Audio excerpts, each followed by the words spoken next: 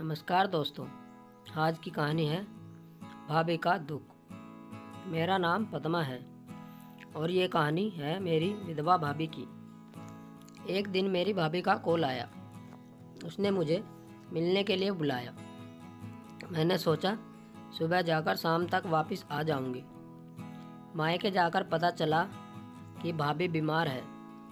शाम को जब मैं अपने ससुराल जाने लगी तो भाभी ने कहा, मैं तेरी भाभी हूँ ना, आज रात तू यहीं रुक जा।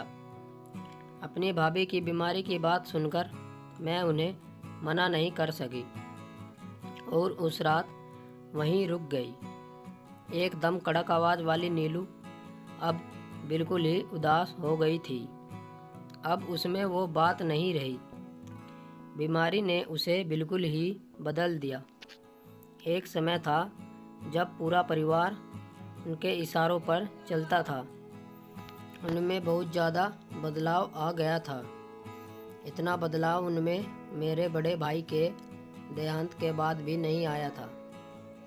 रात को सब खाना खाने बैठ गए तो भाभी की इच्छा पराठे खाने की हुई तो उन्होंने अपनी बहू से पराठे बनाने को कहा।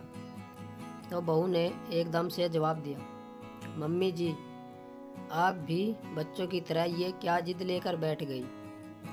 अभी तो आप पराठों को मना कर रही थी तो मैंने चावल बना दिए। अब आप पराठे मांग रही हो। कोई बात नहीं बहू, बना दे एक पराठा, जब मन कर रहा है इनका। आप नहीं जानती बुआ जी, ये मम्मी जी की रोज़ का काम है। पहले रोटी बनवा लेती हैं, फिर मना कर देती हैं खाने को।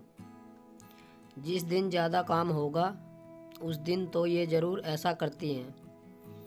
आज आलू नहीं है तो इनको पराठे खाने हैं। मेरा भतीजा अपनी बहू के बोलने से पहले ही कहने लगा। फिर मैं कुछ ना कह पाई, परंतु भाभी को गुस्सा आ गया और रात को सोते वक्त रोते रोते हुए मुझे बोली, देखा पद्मा, तेरा भतीजा कैसे जोरू का गुलाम बना हुआ है। मेरे खाने पीने पर भी अब ये पहरा लगाने लगे हैं। मेरा मनपसंद खाना ये कभी बनाते ही नहीं और जो बनाते हैं उसे खिलाने में भी इनको इतनी परेशानी होती है। तुझे तो पता है मैंने कैसे इसे पाला है, कभी कोई तकलीफ़ नहीं होने दी। एकदम राजकुमार की तरह पाल पोस कर बड़ा किया था और अब ये इतना बड़ा हो गया कि माँ को ही गलत बताने लगा। इनका ये व्यवहार देखकर अब इसकी बहन भी यहाँ नहीं आती। जब तक तेरे भैया थे सब ठीक था, वो भी मुझे बीच सफ़र में छोड़कर चले गए। पता नहीं भगवान कौन से जन्म का बदला ले रहा है मुझसे। इससे अच्छा तो मुझे भी तेरे भाई के साथ ही अपने पास बुला लेता। कम से कम ये दिन तो ना देखने पड़ते। मैंने भाभी को थोड़ी तसल्ली दी और फिर सोने का नाटक करते हुए आंख बंद करके लेट गई। और ज़्यादा भाभी से क्या बात करती मैं। उन्होंने कभी हमसे खुलकर बात ही नहीं की। उन्होंने कभी हमें भी अपना कहाँ माना। उनका आज यूँ अचानक रोकना मुझे भी कुछ अजीब सा लगा, लेकिन अब सब समझ आ गया था। पिताजी ने बहुत शौक़ से बड़े भाई की शादी की थी। मैं तो बहुत खुश थी कि नई भाभी आएगी तो मैं उनसे खूब सारी बातें करूँगी। अच्छा अच्छा खाना बनवा के खाएंगे, क्योंकि हमारी माँ बहुत बीमार रहती थी। पर वो कहते हैं ना, जिस चीज़ की हम ज़्यादा उम्मीद करते हैं वह कभी पूरी नहीं होती। भाभी ने आते ही पूरे परिवार का काम करने से मना कर दिया और भाई से अलग होने के लिए कहने लगी। अक्सर इस बात पर भाई भाभी की लड़ाई हो जाती। दोनों के बढ़ते झगड़े देखकर माँ और पिताजी ने भाई को अलग रहने की सलाह दी और उन्हें एक अलग घर लेकर दे दिया।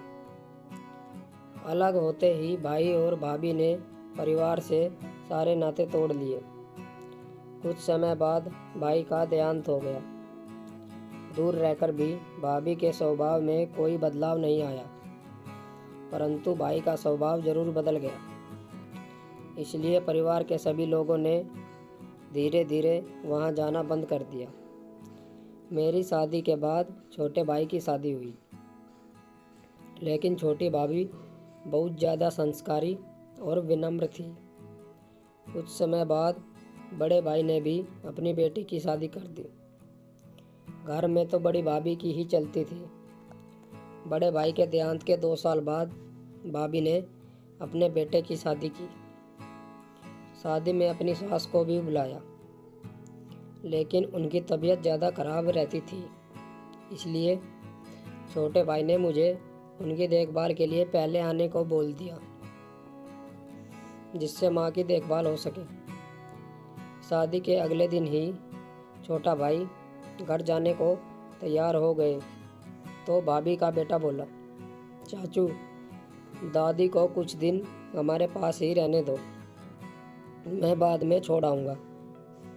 और हाँ बुआ जी, आप भी कुछ दिन रुक जाओ, आप हमारे यहाँ कभी नहीं रुकते। माँ तो अपने पोते को देख बहुत खुश थी, पर मुझे ना चाहते हुए भी माँ के कारण वहाँ रुकना पड़ा। शाम को माँ ने पनीर के पकोड़े खाने की इच्छा जताई। भाभी की लड़की ने कहा, वो तो ख़त्म हो गए। रात को खाना भी मुझे और माँ को एक कमरे में ही दे दिया। अगले दिन सुबह के 10 बज चुके थे, पर चाय नाश्ते का कोई इंतजाम नहीं था।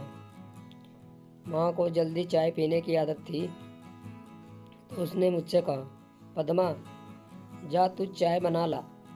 शादी के काम में ज़्यादा थक गए होंगे, इसलिए तेरी भाभी अभी उठी ही नहीं होगी। मैं रसोई में गई तो वहाँ पनीर के पकोड़े और चटनी रखी हुई थी। मुझे इतना गुस्सा आया कि अभी घर से चली जाऊं, पर माँ का सोचकर मैं चुप रही। मैंने माँ के लिए चाय बनाई और कमरे में लेकर जाने लगी। तभी मुझे सुनाई पड़ा, भाभी कह रही थी कि मेरे बेटे को जरा भी अकल नहीं, बिना बात के अपनी दादी और बुआ को रोक लिया। कहीं तेरी बुआ तेरी भाभी को कुछ पढ़ा ना दे, तू ध्यान रखना, भाभी ने अपनी बेटी से कहा।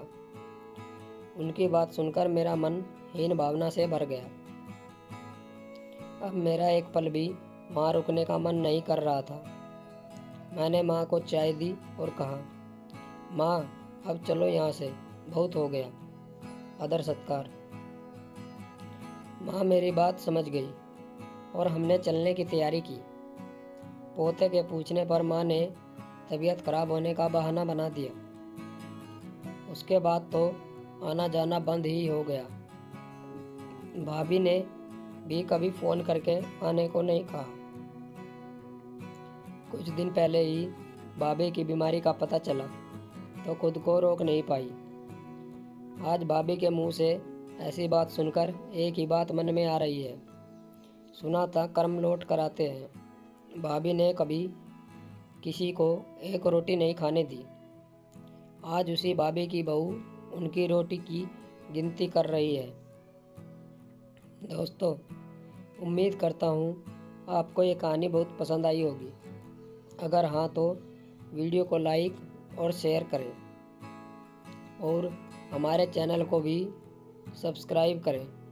धन्यवाद। मिलते हैं आपसे एक और नई कहानी के साथ।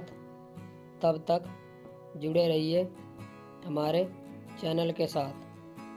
कहानी सुनने के लिए आप लोगों का बहुत बहुत धन्यवाद।